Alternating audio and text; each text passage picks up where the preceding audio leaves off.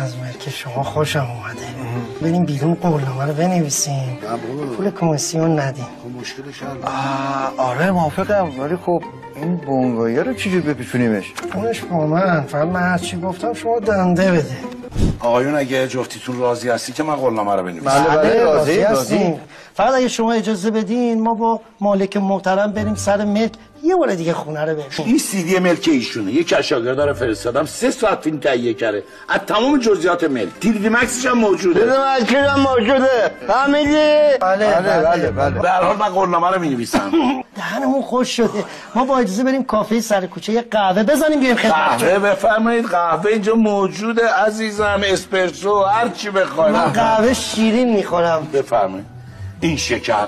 ولی من با شیر میخورم. اینم شیر. اینم شیر. بابا ملکون هست؟ بله مرسی. بگم تا آقای الماسی قولنامه رو بنویسن بریم سر کوچه 2 سیخ کوبیده بزنیم برگردیم. آره بفرمایید. این کوبیده خدمت شما. کوبیده ایشون دوست داره، من قرمه سبزی میخورم. بله چشم.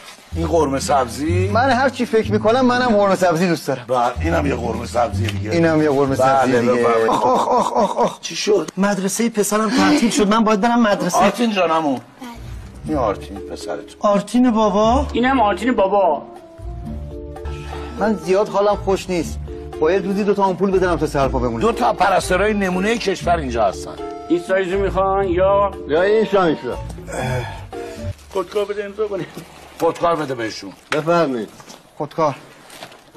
لامپور ترسیدی؟ مبارکه. مبارک. مبارکتون باشه.